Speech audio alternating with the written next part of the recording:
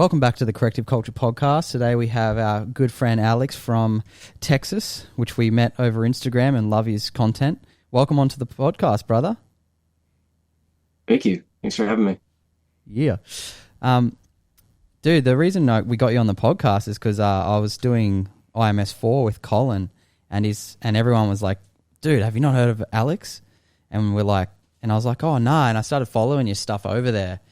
And yeah, it was just fucking epic, man. Like, you're putting out the content that, like, it's just good to see someone in the CHEK stuff putting out content like that and really fucking just going for it. You know what I mean?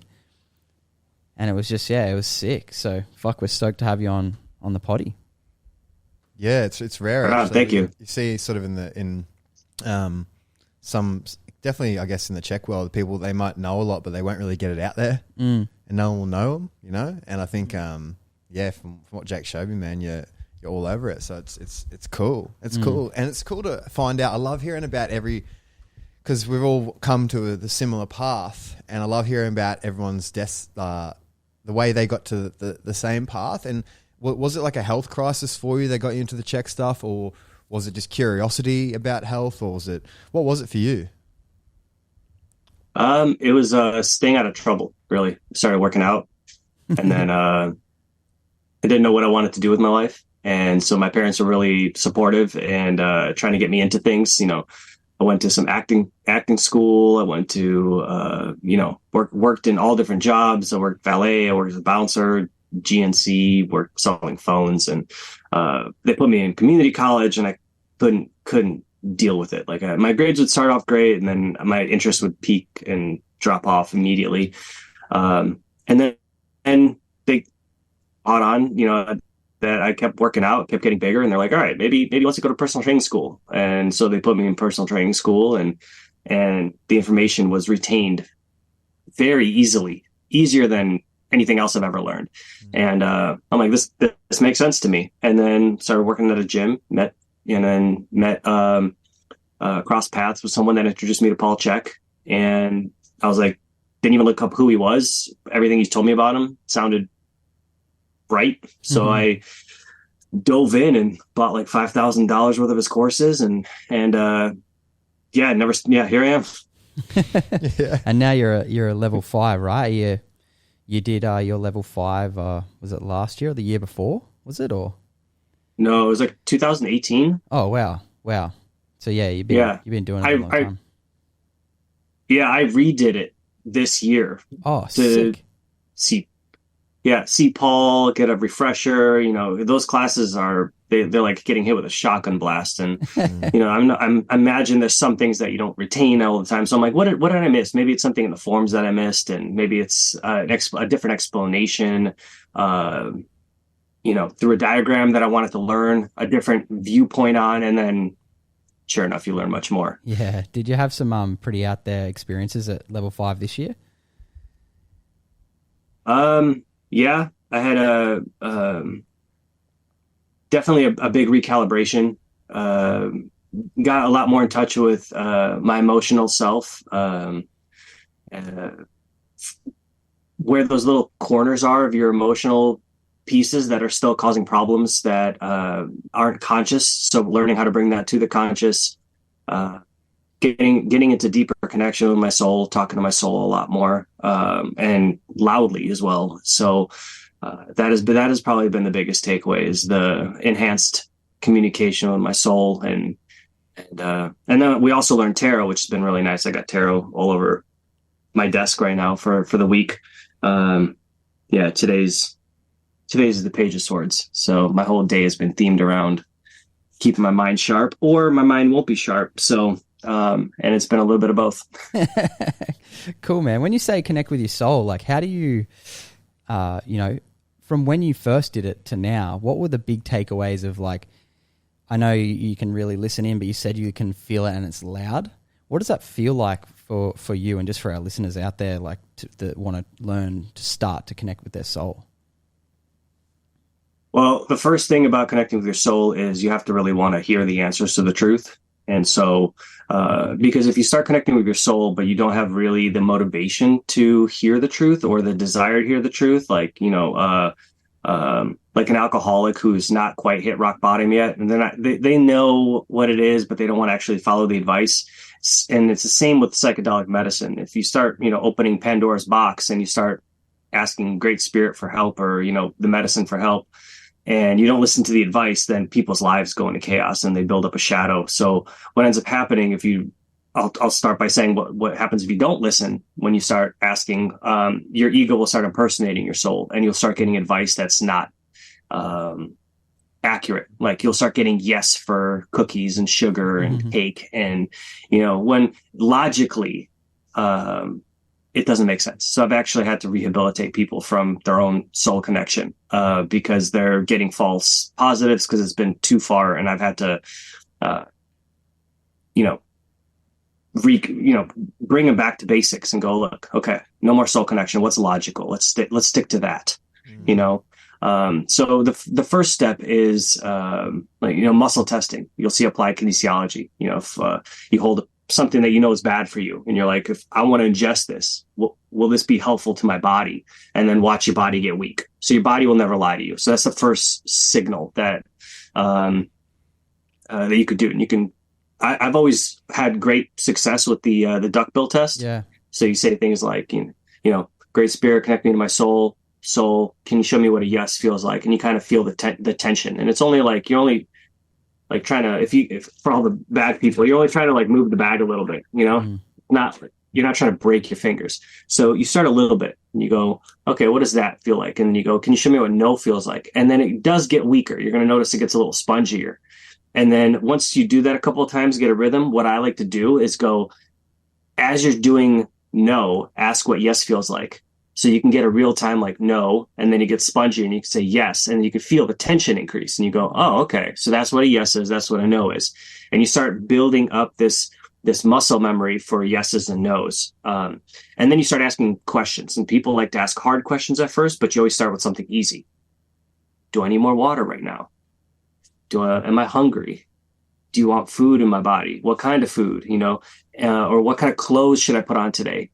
So things that maybe you're not mentally attached to. The food may be even harder for people that maybe have a food addiction, or maybe a fungal infection or parasite infection. So doing things that are mindless, like what pen do you want me to use today? And then trust whatever that one is. Oh, that one writes great, or what shirt color should I put on today? So that way there's no ego attachment to whatever it is. Should I do the dishes or, mop the floor first? Simple stuff. And then you can get into bigger questions like, do I want, is a kid in my future? Like those, if you want the answer to be yes, you'll probably get a yes. And if you ask things like, is my partner's pregnant? Is she going to have a boy or a girl? If you want a boy, you're more likely you're going to get the answer is yes, it's a boy, because there's an egoic attachment to it. So then you start feeling for it in your body. You can do the same thing, and you go, show me my body when what a yes feels like. And the same process, show me what a no feels like. And you go back and forth, and you'll feel it in certain places. And then you could use that as a register. But then if it's loud, or you can't concentrate, or you haven't slept well, it takes a lot of energy to use that body soul connection. So if someone's vital life force is low, they're not going to be able to feel it. Most people can't even feel their pain, let alone their soul talking to them. So then you build up from there. And then as you keep doing that practice, you might start hearing them audibly, depending on what, spiritual development someone may have or they've attained. And then once again, it's that same kind of concept.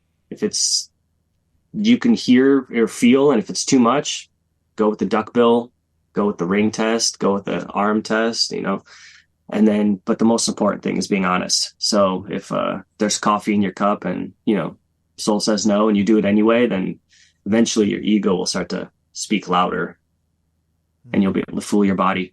Has there been any major decisions that you've used that for that you were surprised with the result, or maybe not surprised, but the answer you got was a big change in your life? Does that make sense? Like say I remember Jake's example was in a relationship he was in, and he asked his soul and it was no, and pretty well ended the relationship back then. Hey, Yeah, it's a very clear no, but it was also like my ego. Like it just hurt. I cried all night and shit, and I was just like, "Fuck!" I didn't want to hear that. Yeah. Like, but it was like a big body no. Like there was no hiding that. It was like like a sinking energy. Yeah, it was. I'm not as big as afraid of big questions. Like I think the biggest one would be like, should I cut out eggs? I was pretty attached to eating eggs, you know. Um, and being a CHEK practitioner for what, almost 15 years now. I mean, there's over that many, and I wasn't as connected to my soul back then. And some things logically made sense. Like Paul would say something, I would do it immediately. I mean, I would say some of the biggest ones would be like when I would ask if is Sarah the right person for me, and I would get a yes, and then everything, my body was unsure about the commitments and things like that. And even though I knew she was, I felt like from the moment we met, it was a blazing yes, and so my soul came alive. And at the same time, you know, the ego, this is like to combat the ego. So these are those questions where I'm like, I already knew the answer to, you know? Yeah. And then I'm getting my soul to confirm them, and even past my ego confirm them, and they were confirmed. And I'm like, oh, okay. So all this pain that I'm, you know, this growth that I'm going to be going through is actually for the better. And yeah, one of the biggest ones was when the trickier ones when like asking if my daughter was going to be a boy, you know, or a girl. I heard boy, and we're like all excited, boy, and then we tricked ourselves. So there's like more lessons about misusing the ego than it was about like life-changing decisions. I remember Paul saying one day, it's like, if you're going to be working with your soul, you can't be afraid to ask if there's a river over there, and your soul says, go jump in that river and start a new life. And I remember being in there going, is this something you want me to do? I don't know. I'm hoping I'm brave enough to do this. And my soul was like, no, you're good. I'm like, okay. Wow. Yeah. Am I where I'm supposed to be? Yeah. Okay. Yeah. Man, is there any, like, we can sort of always look back on maybe one case or one client that you have that let you know how powerful the work you're doing is. Is there anyone that in your case histories that stands out among the rest of like, oh, this person was in a lot of pain, and following the principles you shine the light on for them, they improved or they got better? Is there anyone that you can think of, or a story that you can tell about that? I mean, tons of stories I can tell you about that. Yeah. I mean, there's countless amounts of people that reach out in desperation right before they get surgery, whether it be neck surgery from disc herniations, back herniations, you know, stage 4 disc bulges, which are only operable, and, you know, they've been scared, you know, to death. Thoracic outlet syndrome, their hands are blue, you know, and, you know, they're being told that they need to cut their first rib out, and they'll never go back to their sport, or they'll never get to do certain things, and they could, you know, get necrosis and their hand will get amputated, to, you know, having clients, you know, currently who are, you know, missing a colon, and that whole, you know, open wounds in their body, to people. One of the people I'm currently working with couldn't walk very well, like almost paralyzed. And now he's lifting. He deadlifted 225 like a year ago. Wow. Yeah, from like me having to carry him into my house to deadlifting, you know. Then there's people with like scoliosis and carpal tunnel, all these things that, you know, are untreatable, or skin conditions, or I mean, these are my regulars. This is is like I've kind of built a name for myself to find the people who people don't want to work with, and I'll work with them. That's good. How much do you find the Atlas stuff plays a part in your, you know, practice and your journey, like, you know, with your clients and stuff like that? Being that I've just done IMS4, I loved it, and I just wanted to know from someone who's been doing it a long time, like, how often do you see, you know, in your kind of work, that playing a major role in it? Almost everyone. Yeah. You know, to me, it's like, you know, you go to the, I don't know how they do it in Australia, but I'm sure they do it similarly. But you go take your car to the mechanic, and they run standard, brake check, then check your fluids, they check your pressures, they do all, they check your tread on the tires, like how much pad you have left. That has become a standard practice. Like everyone that comes in, their atlas is off. Yeah. So that should answer your question. And that became part of my standard practice of people come in. I do my routine 3 to 4 hour assessment on them. I'm like, yep, there it is. It's off. And then we check their teeth. I get them set up with the proper dentists and work on their cranium. See, if their the pelvis, everyone's pelvis is out of alignment pretty much. Their spinal angles, and then they're laying on my table, and I correct their atlas and their cranium, and it's a standard procedure. I don't overlook it. Yeah, and it may feel insignificant the way I'm describing it, but because I've been doing it for so long, it's like a personal trainer, teaching someone how to deadlift. It's like, oh, they can't move. Let's get them to do the very standard basic bend exercise, and let's get them standard basic squat training. They need to learn how to squat. They poop, to get out of the car. And that's how standard it is at my place, because everyone's atlas is off. Yeah. Yeah. Do you have people that check yours and maintain your own sort of body? Yeah, you met Zach, right? Yeah. Yeah, Zach comes around and makes sure my atlas is on. And for the most part, my cranium and my atlas is on, unless I do something stupid in jiu-jitsu or something like that. Mm-hmm. But for the most part, it's if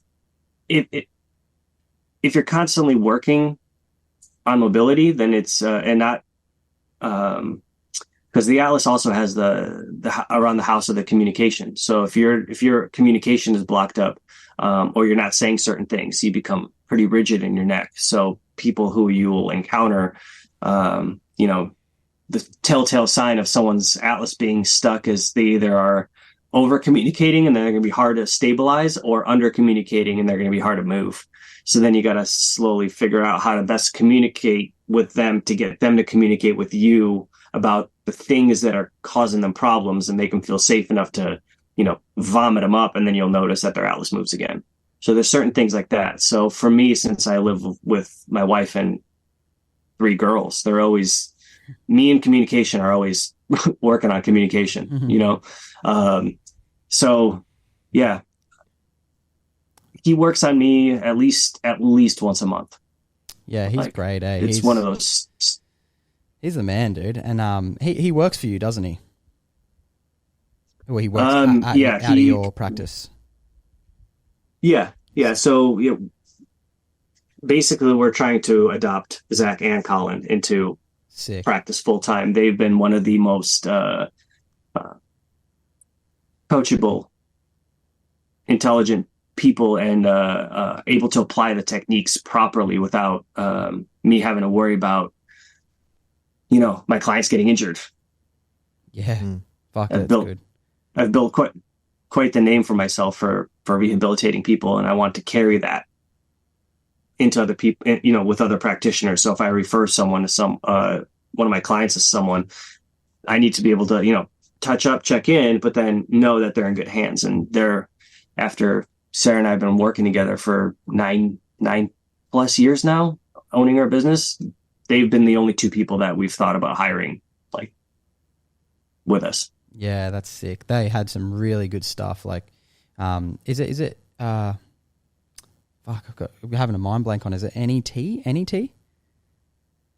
It's the John Burrell's work, I NET? think. NET? Is it John Burrell's work? Oh, no, this, you're thinking of, that's the Burrell Institute, I think. This is NST, Neurosomatic Therapy, from Paul St. John. Yes, Paul St. John too. I was getting them mixed up. Very similar. I was wrong. But yeah, some of their stuff they did, Colin showed me, a lot of the mouth release stuff, but also the eye stuff, and he had some really good extra stuff for the atlas. And I just thought that was gangster, man. What I'm feeling a lot with the atlas is like you said, I'm feeling a lot of loose atlases, but then you feel those real rigid ones, eh? We had this footballer in the other day, and his atlas was just so shifty. And I was like, I'm still learning, so I'm like, is that good? Is that bad? Like, do I want to build, would I build more stability with that? Or, you know what I mean? but it felt balanced. Yeah. And with the Atlas stuff, man, so do you say you get someone with a largely forward head? Do you treat that first and then go to the Atlas, or do you always correct the Atlas no matter where their sort of resting tone is at? Well, if you address the Atlas and you put the Atlas, let's say you nudge it in its back into its more correct position, because it's not going to be able to stay if the rest of the body's messed up, right? So you keep nudging it back into the position.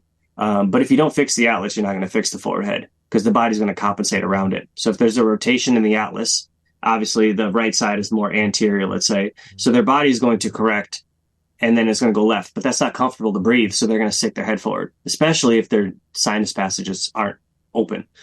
And so you have to create symmetry, because creating symmetry, releasing that torque and torsion on the system, allows the people to breathe better. And if they breathe better, they're more likely to be in a better breathing position. So in some cases, you would have to, if someone's really mucusy, you're never going to fix their forward head posture, because they're always trying to breathe. And the mucus is going to block up their nose, block up their throat, and they can't breathe.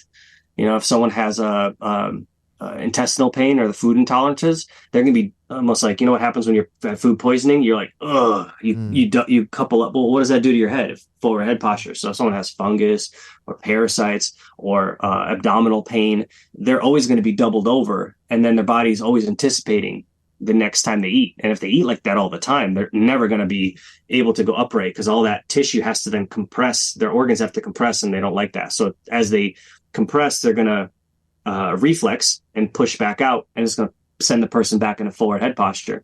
And you guys know that the vagus nerve goes through the Atlas, which controls your digestive system. So if that's not working right, you have to put the Atlas back for the digestive system to work right.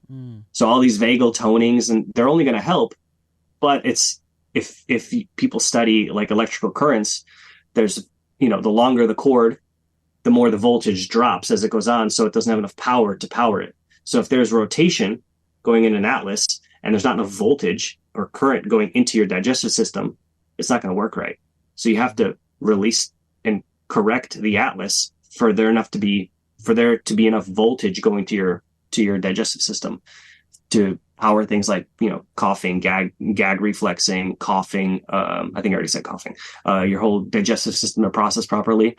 So that's why it became such a standard practice to do all of it. Like, there's no like, oh, I'm going to work on this guy's Atlas and then I'm going to work on it. It's like, no, you have all of these things. We're going to work on them simultaneously.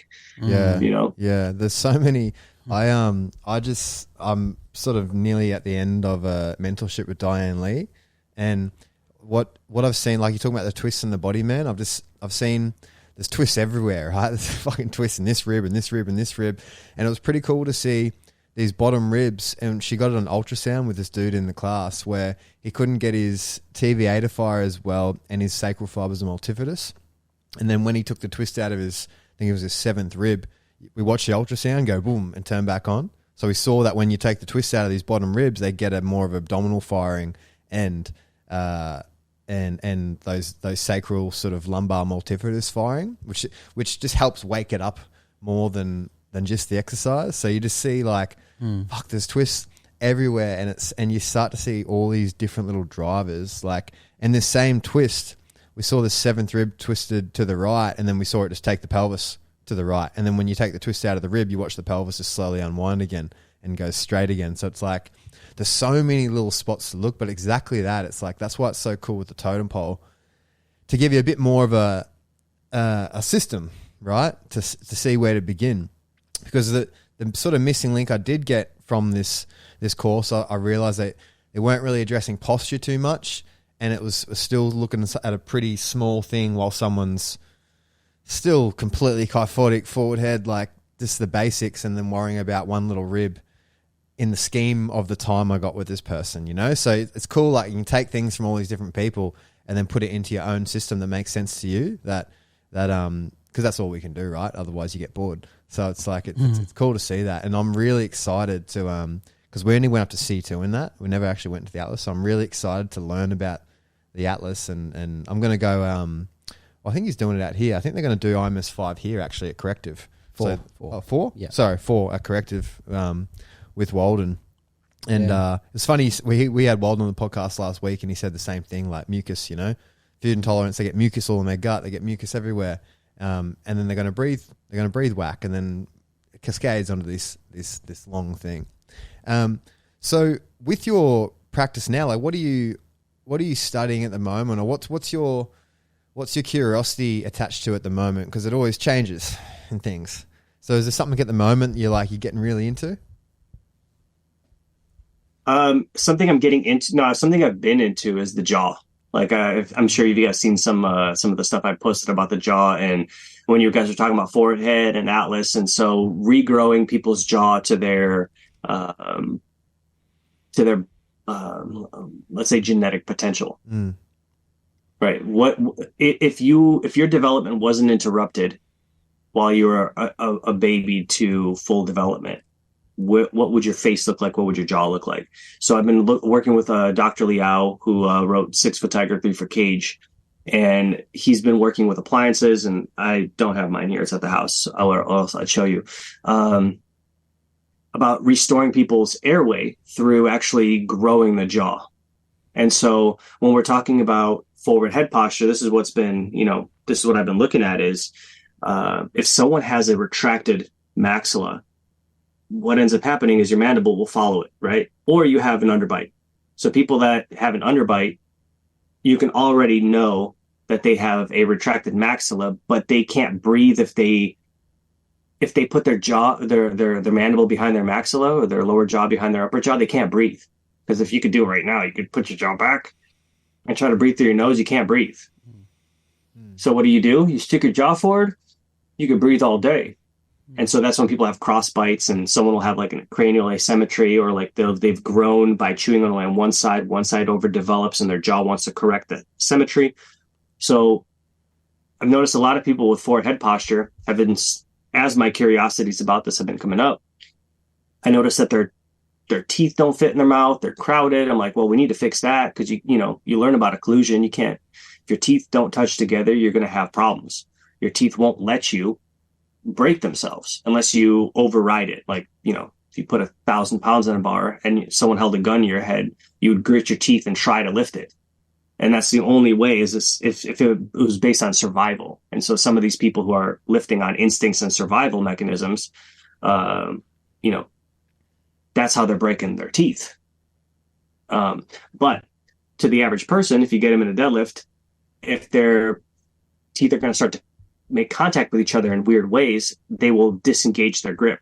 So grip problems, then we have mastication problems, for breathing problems, tongue problems. So what I've been doing a lot is working with Dr. Liao and getting him to work with my clients to grow their jaws to open up their airways. Because a normal airway is about 450, 500 units of oxygen going through. And a lot of people I've noticed are like in the 50s, 60s, and 70s. That's pretty much the analogy I give, is like if I give you a paper towel roll and I go, okay, put your mouth over this and breathe. Like, you guys can do it right now. If you go like this, and then I turn around and give you a straw and I go, breathe like this for 25 years. Yeah. Holy yeah. shit. So then you go, well, that's what you're doing to your nose. So picture if you restrict your airway from 400 or 500 to 50, that's 10-time reduction. But when you're breathing in, you can't get that much oxygen because it bottlenecks through your throat. And we all of us know that if we breathe through our mouth, it's going to cause a sympathetic resonance in our body. So fight or flight, freeze. But if we breathe through our nose, it creates a parasympathetic state. So how many people are getting made fun of for being mouth breathers, but they can't breathe through their nose because of, food intolerances and, malformation of your cranial structures, things like that. So even if you take, this is what this breathing strip does, right? So we were talking about the breathing strips earlier. But if you take your fingers on your cheekbones, so try to breathe in right now before you do that. Breathe in through your nose, and everyone else can follow. And you take your hands and you literally push them onto your cheekbones and move them out like a millimeter, right on the cheekbone. So like here are your cheekbones. Put it right on that, the inside surface of the cheekbone, and then pull it out like a tiny bit. Now breathe through your nose. That's much Immediately nicer. your breathing improves. Yep. Yeah. So when the maxilla doesn't grow in width, it doesn't have any tension to pull that nasal passage apart. So what I've been experimenting with is as people's maxillas grow, like if you've seen every professional athlete that's like at the top of their game, the one thing they all have in common is you can see all of their teeth. They have a wide arch in their maxilla. Mm. And what that does is it stabilizes your nasal passages so you can breathe. And we all know that if I give you guys 10 times the amount of oxygen, like that's like pretty much doping. That's pretty much what Lance Armstrong did. He's doped. You got so much oxygen into a system and you could last forever. Well, if I gave you 10 times more oxygen while you worked out, while you slept, while you were, love making, while you were taking a walk, while you were, playing with your kids, like how much better would your life improve a lot? Yeah. And how much of these ischemic zones in our body would disappear if we had more oxygen to use to put oxygen into our blood and the hydrogen to detox our system? Like plenty. Now people are drinking hydrogen water. Well, what comes off of water when you break off, the oxygen? You get two parts of hydrogen that gets used in our system. Wow. Fuck, that's great. If you got more, there's so all of that gets enhanced like crazy. There's a podcast with Matt Walden and Andre Hedger. Not sure if you've heard it. It's on Walden's podcast, and he hasn't used that for years, but it's sitting in there in the data banks. I feel like he'd love it because he's a dentist, BBC dentist in London, and just a real old school. He's an old man, done it for a long time. Went to Ethiopia, checked all the jaws. One of those Western A. Price style dudes, and they basically started theorizing about the crowded maxilla, and they were talking about all their options. But he's saying what he saw in London. He goes, I'll assess 80 children and one will probably not have a crowded jaw. And he goes, I assess 80 children in Ethiopia and 79 will be fine. We'll have perfect wide jaws. And he talks about, there's the theories why, but he goes, over there, they're all eating beef jerky and stuff. Like as soon as they can, they're chewing on hard food. And then you look at every animal in the animal kingdom, and the harder the food, the wider the jaw. So you look at, you can even imagine in UK, it's like chicken nuggets and fucking chips and stuff. So it's like all these kids that don't want to be chewing on hard stuff or whatever it may be, bones, jerky, soft food, their palate has no time to develop, and then they get the crowded jaw and the head goes forward and rah, rah, rah. And they also had a theory talking about tongue thrusting as a child. So when babies are fed in a supine position instead of vertical, because he goes, it's like drinking while laying on your back. It's the same concept. So he goes, their tongue will thrust while their jaw is all malleable, and to stop the flow, and it can they reckon it can possibly crowd the maxilla. And then also talking about how the forward head posture, all those super and infra hide muscles, if the head goes forward, it pulls back on that mandible and then closes the TMJ space. So you're starting to see all these little things that are linked. But man, that's really cool. That's really cool, that little tip of why that works. Now I understand that. Like I can understand why a wider maxilla tensions that. And that was pretty amazing. I've never really done that actually. And I thought I could breathe all right, but as soon as I did that, I imagine, God, I could go all day on the mats. Yeah. So I was with thinking that thing. Do you roll with that thing in your nose?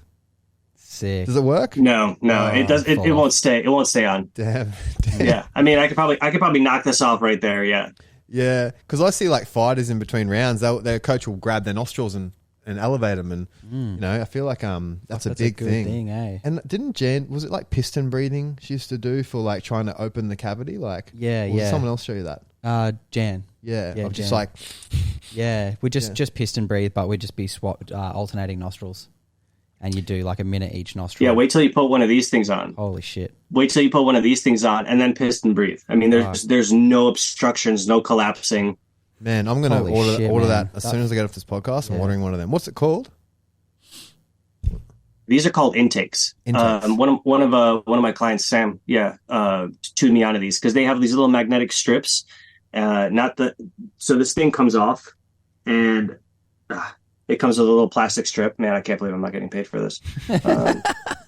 But yeah, it comes with a little plastic bit and these little magnetic bits. So all you got to do is literally put this thing over your face, and it snaps on and immediately sucks your nose open. Fuck, Wow. that's great, dude. You wonder if that's the future of, because people mouth tape when they go to bed. You wonder if they wear that, will that just sort of stop the mouth breathing? They'll automatically go to that. It'd be interesting to see if that would be easier. Well, the the mouth breathing is the tongue needs to go to the vault to the roof of the mouth, and it can't if your teeth are crowded. Right. So if your tongue has nowhere to go, it basically loses suction and falls to the bottom of the mouth, and then your jaw goes to the back, and then you start snoring. So they tape the mouth. That way it creates your body to, breathe through your nose. But I imagine that if you can breathe through your nose, and people do experiment with mouth taping and retrain their body how to like keep their tongue closed while they sleep to the best of their ability until they can widen their mouth. But I've been getting great. This thing stays on all night. Yeah. Oh man. Let's order a couple of them. Yeah, I'm pumped to try that. That's why we do our workouts and stuff. Yeah, I know. Like, That'd be sick. Dude, I'm super aware. Oh, dude, workouts. Holy shit. Yeah, true. Workouts are much better. Yeah. Yeah, and like you could probably do like light sparring and as in like obviously no headshots, but yeah. Yeah.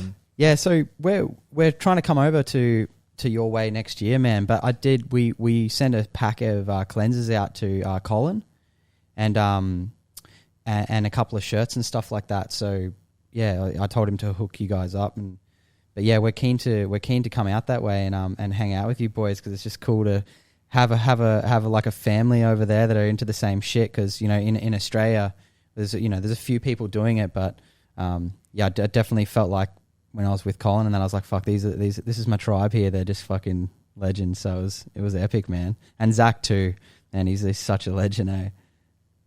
Conscious Gorilla. Conscious Gorilla? Yeah. Yeah. Conscious Gorilla. On Instagram, he's the man. And, yeah, and Sam too. Sam. Yeah, I'd love to have you guys over at the sanctuary. Oh, yeah. You guys would love it. We'll do some 1RM lifts. Yeah. I'll see if I can blow my back out and get fixed by her. Yeah. I've never been to the States before, man, and I'm currently going through the visa process now of getting in, but I'm just so keen to like I hear Texas and Austin is seeming to be the health sort of area of the United States. Is that what's happening at the moment? There's a lot of healthy options. There's obviously a lot of there's always going to be weird stuff everywhere, but I would say if you wanted to go carnivore, you could find places to eat carnivore here. You could find places to eat vegan here. You could find places that are gluten-free, dairy-free, egg-free. Everything is labeled pretty much through Austin. And yeah, you'll get your other fast food joints, but yeah, you'll find some really good quality people who are trying to put health back into food here. And it's not hard to find, is what I'm trying to say. It's really not hard to find a good place to eat around here. Yeah, that'd be cool. How did you go finding good food and coffee? Yeah, How'd you go with coffee? I was so surprised. I hated the coffee. Yeah, the coffee. I didn't have one good coffee while I was over there. Right, but I mean, except for when Paul made me one. True. Paul made me probably the best espresso shot I've ever had, but I didn't have a good coffee except for that. But the food, I was so surprised at how much better it's gotten. True. I mean, last time I was in the States, in San Diego, was a long time ago, and then this time coming back, like there was Erewhon, even Whole Foods had some really good clean options. Yeah. A lot better than here. But I think we're just lucky because we have the markets and a lot of farmers around where we live, so we can get that good organic produce quite easy. But as far as like a Whole Foods or Erewhon or somewhere like that, we got nothing. We don't really have organic cafes. There's a couple that you can go eat, but there's a lot of access to organic food that you can cook yourself. So it's very easy to get organic vegetables, organic meat, and it's pretty cheap. Really, it's actually relatively cheap here. Yeah, it is very cheap. But you can't go to, if you don't want to cook. That's the hard thing. There's only a couple of places, but fuck, you cook better shit than most restaurants. Yeah, I know. These days We don't anyway. really eat out very much, but steak and salad. yeah. So, how's your practice going, and where do you see yourself in the next 5-10 years? Like, what's your dream? Where are you headed? Where I'm headed with what I'm doing in my practice is training up Zach and Colin and handing off a lot of consults to them for them, and then having in the future maybe hire more people who are versatile in both CHEK and NST, and then keep training them up and create a new system that's all inclusive, like a space that's all inclusive. I got still early, but there's we created a different kind of jerky, which I will share with you guys a little bit later. So stay tuned for that. Yeah, sick. That isn't on the market.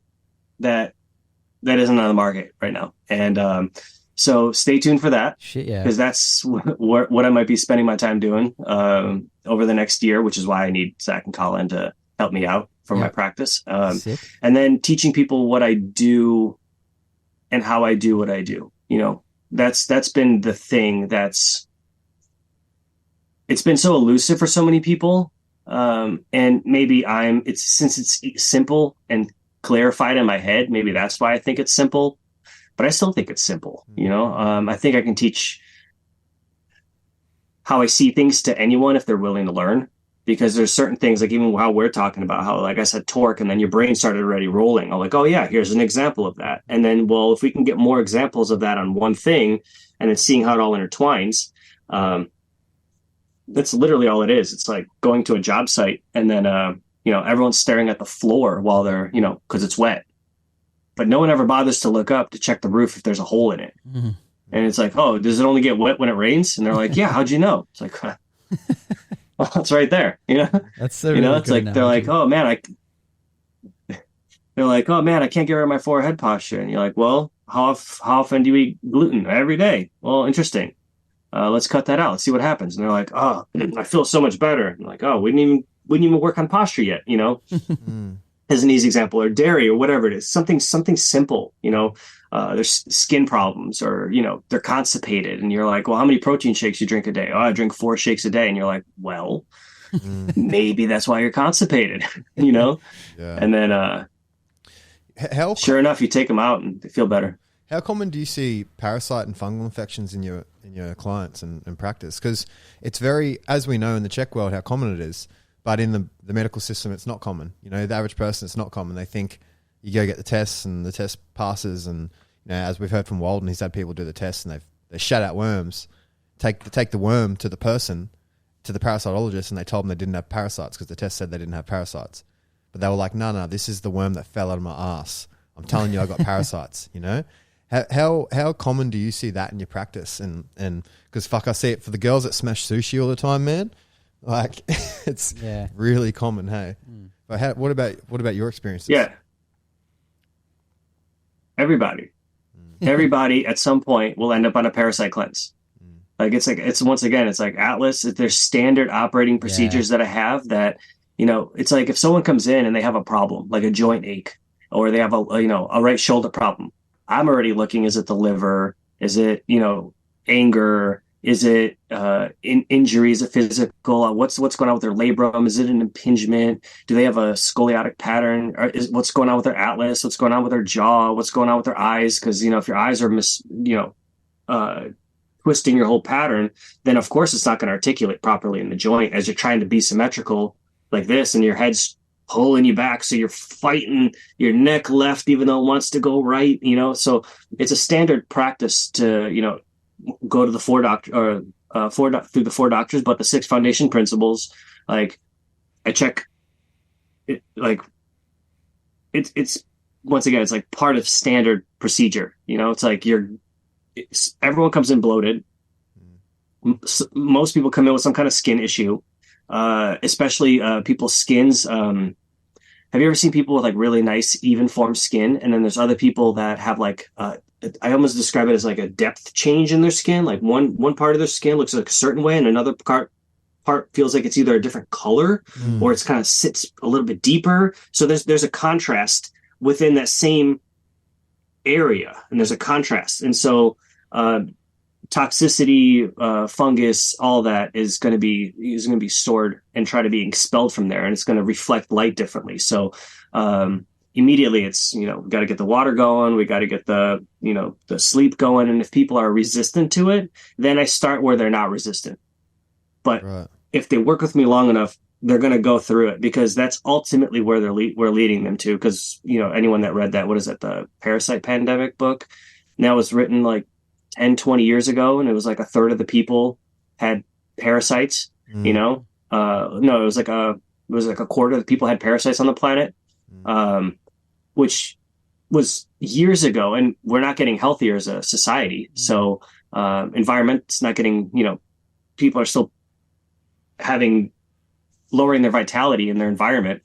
And it's a standard procedure to make sure that they're, eating antifungal. I like Doug Kaufman's protocol for that.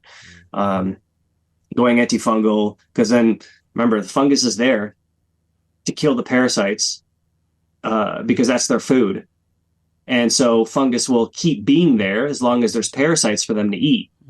And then on top of that, fungus releases sugar. Like, what's kombucha? Right? It releases bacteria. So you put sugar in. So you're feeding the fungus, which eats the sugar. And then it in turn releases bacteria, whether it be good or bad, symbiotic or not symbiotic with your body. And then it will go and eat the parasites also for food. Or if it's getting enough food from the sugar that you're putting in, it'll leave the parasites alone. And then the parasites go rampant because it's eating the decaying parts of you, because that's what parasites do. They eat the parts of you that are decomposing and are low life force, because you're never going to find parasites on a tree that's healthy. Like, have you ever noticed like a ripe fruit, underripe fruit? You're not going to ever find parasites on an underripened fruit. It's only after it starts to decay, have a little knot, or it sits on the floor, decay. That's what parasites are there for, is to eat away things that are dying. So if people have parasites, then they're doing things that are causing their body to die. And if they do it long enough, they're going to have more parasites. And they work together. And if you starve the food, cut out the sugar, the fungus is going to then start gnawing on the parasites, which tells the parasites to make more parasites. And so they can all live together. And so ultimately you have to do both. You have to kill the fungus and the parasites at the same time. And do it long enough and properly, because fungus and parasites both go dormant. So you have to learn how to, let the line out a little bit and then reel it back in, and let the line out and reel it back in. So that way, you do a parasite cleanse straight through and you're like, man, this is great. I feel fantastic. And then you go back to your regular lifestyle and everything comes alive again. Yeah. Man, it's like clockwork too. Like, we get, I had a client, 3 weeks of worms are coming out of her. Week 4, they all stop. She's like, sweet, I'm good. She has the week off. She goes back on it for another 4 weeks and they all just start coming out again. Hey, so that egg cycle. And I was like, it's like what we were taught, but it's cool when you start to see it in, like, because all the symptoms away. She was like, she had carpal tunnel actually. She had carpal tunnel and just bloating and just didn't look great, right? And then she did that. 3 weeks of worms come out. She started to look great. She's like, I'm feeling good. I was like, yeah, like, you're meant to have the week off, so have the week off, do your thing, and then jump back on it. And they all just started coming out again. We also had people, man, like, there's one guy where liver flukes were coming out of him, and they just, like, first month came out, second month came out, they just kept coming out. It was like 3 or 4 months in, I think, and that's when we referred out to someone for a deeper look. Like, we have this clinic called Cultured Wellness here, where they just they've done this shit for 30 years, this parasite stuff. And she was like, yeah, when you get those people, it's like generally deeper issues, heavy metals or something going on. So they just need a full overhaul.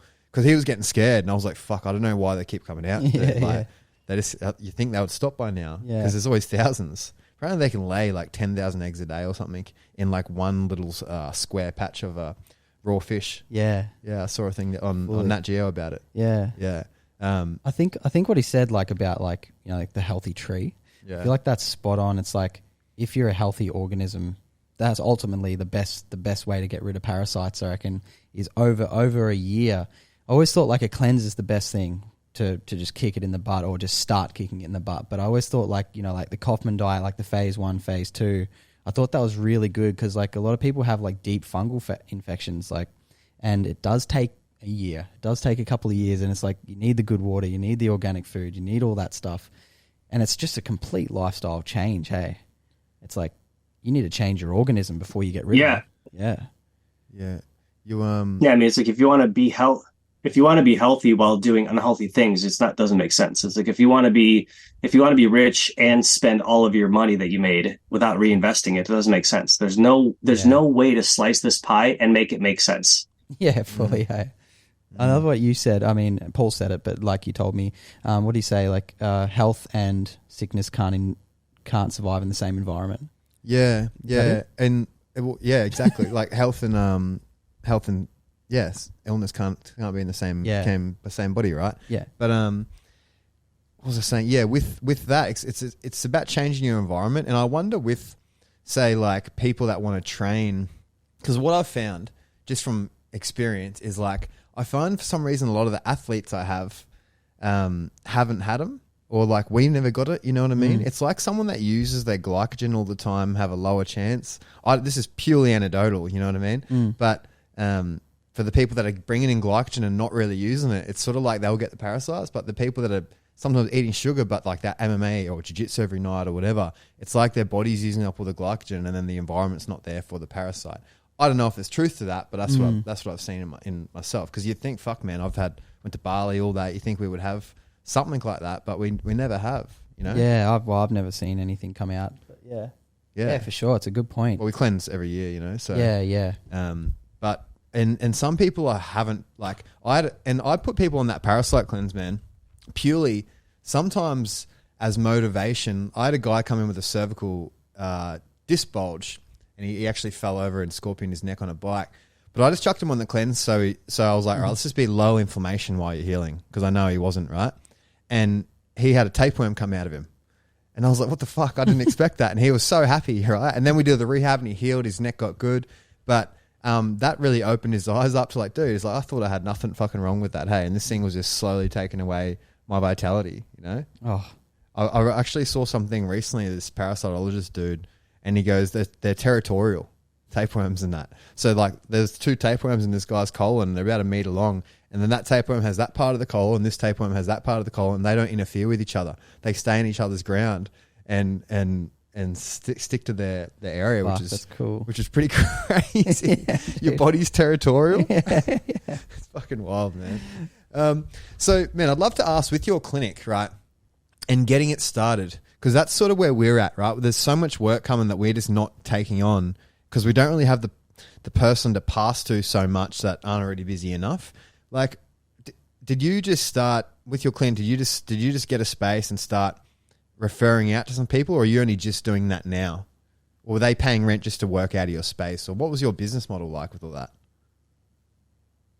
No. I never referred out usually to anyone. Usually I'm the last stop that people referred out to. I would, because I qualify people very heavily about who works with me, and I want to make sure that their compliance is very high.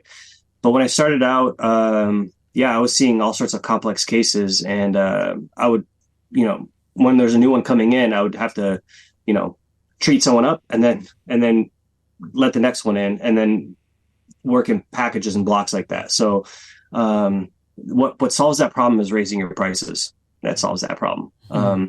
It makes some people drop off. It makes some people think twice, but it also increases compliance, and which is wonderful. Hopefully, the only problem with that is if the service doesn't match the price. Yeah. Unless people like you, then they'll pay you whatever. But I'm not speaking from that.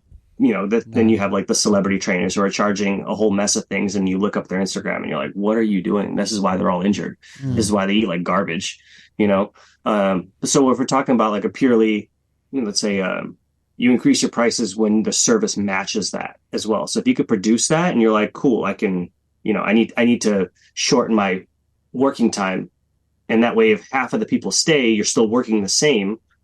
And then you would find someone that you might want to trust to hand over some clients to, because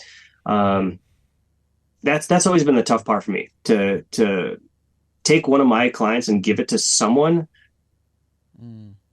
Anytime I've done that in the past, they've been broken by something. I've been referred, let's say, by a coach over to me. I fix them up and I send them back and I say, don't do that anymore. And then they end up getting injured again. And then I'm like, oh, how's that person doing? They're like, oh, we stopped coaching, they got injured. And I was like, well, all right. Well, and since a lot of people's businesses are revolving versus for me, my most of my business is seeing very few people for a long period of time, so that I can teach them all of these things and make sure they're doing it, and then they move on. And then my price point is the gate behind that. Similar to Paul's, like you want to work with Paul, you're going to pay a premium price for it, purely because, you don't want to waste your money.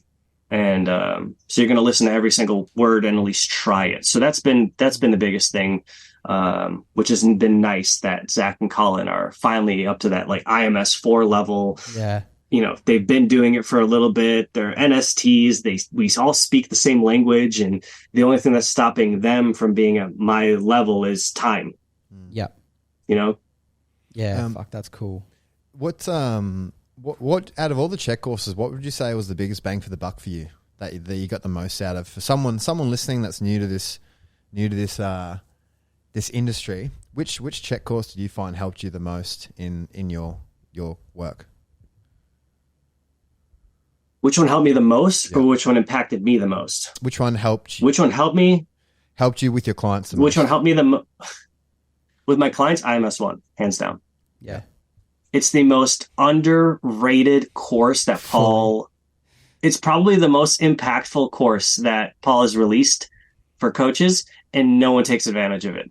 Yeah. Because I've been doing this for almost 15 years as a CHEK practitioner, and 3 years before that, almost half my life I've been doing this. But through CHEK, almost 15 years, and everybody, no matter what I do, you check the spinal angles, your pelvis, all those things. But then what do? You get their TVA firing, you get their multifidus firing, you teach them how to get on all fours, stabilize their girdle, integrate their shoulders and their legs into their breath. It's like that's the most basic stuff that I do, at people paying me my rate that I paying out to get them to do those things are the most. If you learn those things, it'll change so many things. It's like, it's like, take the time to put a new battery into a car, then having to push your car, and then having someone push your car, and then hoping it jumpstart this, drop the clutch and start it while someone's pushing it. So much energy versus like taking the time, going to the store, put a new battery in, get everything, turn the car over, then drive it, versus trying to push it down a hill to get the engine to start over. It's like, if every time you had to drive like that, that's exhausting. That's what IMS 1 is. But it's overlooked because you want to go to IMS 2 because there's cool stuff in IMS 2. And you go to IMS 3 because there's even cooler stuff. And IMS 4 is cooler stuff. But the one that impacted me the most was IMS 5. Yeah. Okay. Sarah, when Sarah and I met, she was, it was like $5,500. We were already kind of struggling. I moved in, we were struggling pretty good to make everything work. And she was like, we don't have money for this. So if you don't come back a better person, if you don't have some stuff together by the time you get back, I don't know how we're going to work out. And she immediately was like, okay, it was impactful because it's you and Paul for basically 10 straight days with 2 days break in between. So, and there's no pulling punches at that class. So that's been the most impactful for my life, which is why I went again. And then the secret is IMS 1. So you go through IMS 1 to get the most out of what you need to get out of to help people, and you go to IMS 5 to get the most that you can to help yourself, like on the deepest possible level. Oh, I'm so excited for 5, eh? I know I don't think they're going to do one next 2024, but I'll definitely as soon as they're going to do one, I'm going to do it for sure. Yeah, I think like even just being around Paul was quite active in even IMS 4, but just before your course. He was around a lot, and it was just like, man, his energy is just off the planet, eh? It's just like, there's so many things. Like even I had a cracked tooth at the time, and he said, oh, if you've got he was pointing to me. He didn't even know he was doing this, but he was pointing to me, and when he was pointing to me, he was pointing to my tooth that was cracked, and he goes, that can cause heart problems. I've had a bit of a bad heart. And I was like, I mean, it could have just been by chance or whatever, but I was just like, man, there's just shit like that happens there. You know what I mean? It's like, did he mean to do that? Or was he actually just so in touch that he knows what's going on? But I just came home, got my teeth fixed straight away. Yeah. At a certain point, there's like a magnetism that happens. Yeah. Like if you've been magnetized to say certain things, so like all the words are magnetic as they come out of your body. So however they get structured, they're being attracted to whatever you're pointing and talking to. And fuck yeah, man. Well, so it's not by chance.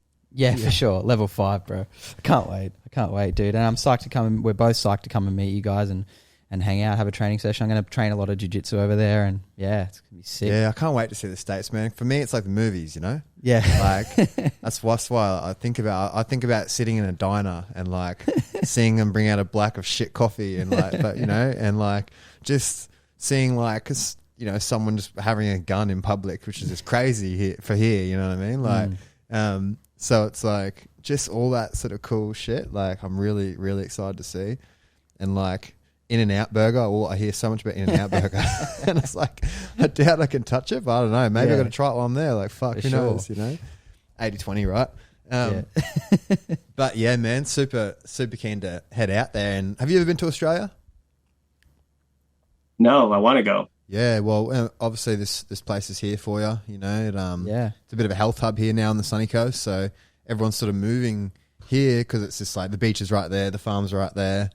It's just nice and central. Weather's good. Obviously, it's called Sunshine Coast, so it's we want to build this joint up into a movement. We want to bring corrective culture out to the world, which is really just the CHEK model for the younger generation. You know, that's really what it is. So our goal is to get it out there, and just to people that don't know anything about that sort of world, because that's what it was for me, man. I wasn't touched to this sort of world at all. This philosophy or the spirituality, all that. It wasn't wasn't on the TV.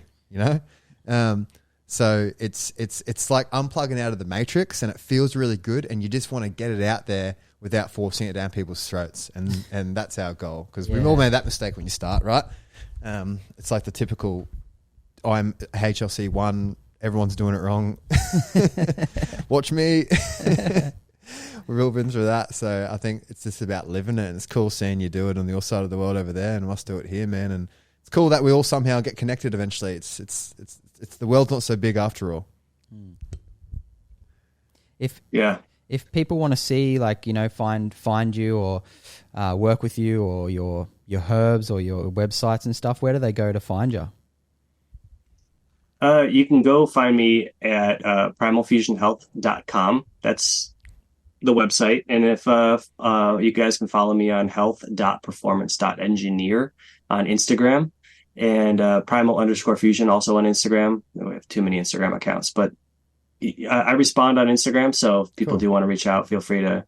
It's easier to reach out on Instagram probably than to send me an email. I got flooded of emails, so random stuff in there. So that I would say primalfusionhealth.com for any other updates, things like that. And Instagram is the best way to get a hold of me, keep in contact with me. Yeah, sick. Perfectly, man. Yeah, well, thank you so much for your time today, brother. Yeah, it's good chats, man. Appreciate it. Yeah, really nice to meet you, and it'd be sick, you know, when we come over and actually meet face to face and, you know, chew the fat.